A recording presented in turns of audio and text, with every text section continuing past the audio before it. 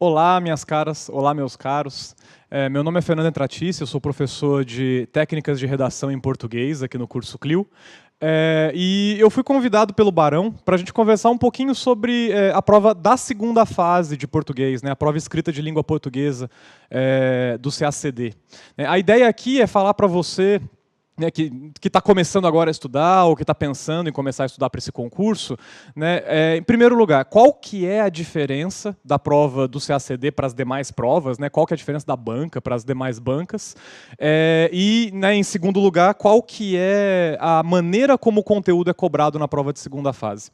E, bom, a prova de português da segunda fase, e aí, em primeiro lugar, é até bom a gente diferenciar, né? Hoje eu vou falar aqui sobre a prova de segunda fase, sobre a prova escrita, né? A tradicional prova de redação em português, a chamada prova de redação em português. A professora Isabel já fez um vídeo sobre a primeira fase, sobre o TPS, como que português é cobrado na primeira fase, e aqui o nosso objetivo hoje é falar sobre a segunda, a prova escrita. Então, vamos lá. Como que essa prova se diferencia das demais provas de concurso, né? A prova de português é uma prova bastante longa, é uma prova de fôlego. É uma prova de 5 horas, na qual você vai fazer uma redação de 600 a 650 palavras e 2 exercícios, né, de 120 a 150 palavras.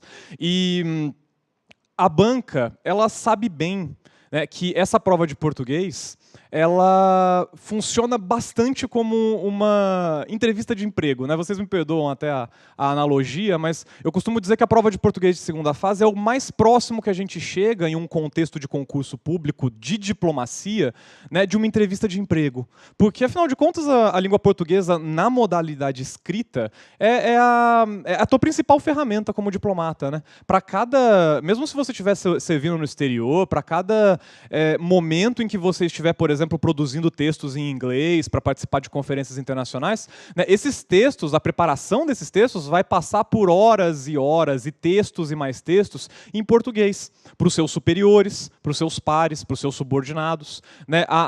O domínio da norma culta escrita do português é crucial para o diplomata, e em um contexto no qual a gente não tem aquela entrevista de emprego tradicional, né, do serviço privado, a prova de português ela assume um pouco essa posição. E como que isso é cobrado de você? Bom, a banca, né, tirando as palavras do próprio edital, a banca faz para você uma redação sobre tema geral, esse é o termo que é utilizado no edital, e 2 exercícios de interpretação, comentário ou análise de textos. E logo na hora que a gente vê essas palavras do edital, percebe-se que a prova de português é uma prova tradicional de línguas. Ela está muito mais próxima da prova de inglês, ou da prova, né, de espanhol e francês, agora que elas voltaram a ser escritas, do que das outras provas, das outras disciplinas que hoje estão condensadas na terceira fase ou que são cobradas no TPS. Nesse sentido, a primeira capacidade que você precisa apresentar quando você faz a segunda fase é a capacidade de escrever de maneira precisa, né, de escrever de maneira clara aquilo que está sendo solicitado para você. Né? A prova, ela segue 3 grandes caminhos em matéria de conteúdo. Né? O que é solicitado em matéria de conteúdo? Em matéria de conteúdo, a gente tem 3 grandes caminhos. Em primeiro lugar, política internacional. Em segundo lugar, formação da identidade brasileira, aqueles grandes autores que a gente conhece, se você não conhece, você pode vir aqui para o Clio para a gente conhecer juntos, né, nos cursos. E em terceiro lugar, literatura brasileira, principalmente literatura brasileira romântica e moderna, né, modernista. A gente até poderia ter outros temas, mas a banca tende a se focar mais em romantismo e em modernismo. Mas é importante deixar claro, né, quando a gente fala da prova de português, que, via de regra, a prova de português é uma prova primariamente de interpretação de textos e de cumprimento de comandos muito claros que são colocados para vocês, não necessariamente simples, né? Muitas vezes, inclusive, nada simples, mas que são, estrito senso, né? Falando de maneira mais estrita, comandos de interpretação. que solicitam para você, olha, interprete X, fale sobre Y, aborde um tema de conhecimento geral com base no que você entendeu do texto. Né? Outra coisa que eu costumo falar bastante em aula é que mesmo um candidato que nunca fez a prova de português consegue responder todas as questões. Não vai ser fácil, eu não estou dizendo que você vai conseguir responder de maneira eficiente.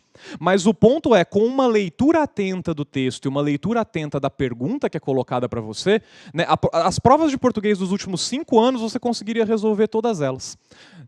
Nesse sentido, quando eu falo para vocês, né, a gente precisa estudar esses 3 temas, a gente tem esses 3 grandes eixos, né, de temas que são solicitados na prova de português, né, esses temas são solicitados e você vai ter que estudar sobre eles, é evidente, não tem como você deixar de estudar sobre esses 3 temas para poder aplicá-los na segunda fase, mas o conhecimento que você absorve em aula, ele serve de base para suas análises, ele serve de base para suas interpretações. Né? Você nunca vai ser instado na prova de português a apresentar uma informação técnica que você deveria ter lido em um livro, por exemplo. Isso nunca acontece, ou pelo menos não acontece nos últimos 5, 6 anos da prova de português.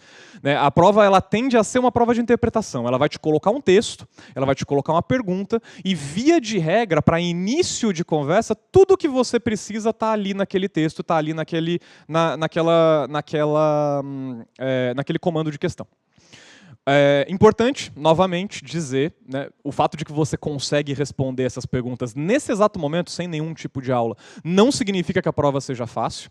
Né? Ela é uma prova bastante idiosincrática, bastante comprida, né? São 5 horas de escrita, é uma redação e 2 exercícios. É importantíssimo estar bastante habituado com ela no momento em que você chega na segunda fase, para conseguir fazê-la de forma eficiente. É muito difícil um candidato que não tem o contato com a prova de segunda fase, chegar na segunda fase e arrebentar na prova. Isso, via de regra, não acontece. É necessário o treinamento.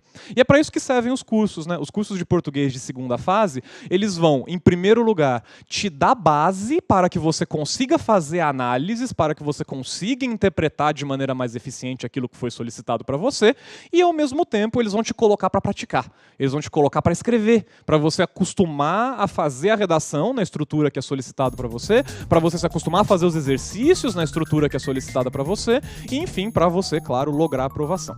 É isso, né? A título de introdução, essa é a visão, né, sobre a prova da segunda fase. Então, novamente, meu nome é Fernando Entratice e agradeço a atenção de vocês. Até mais.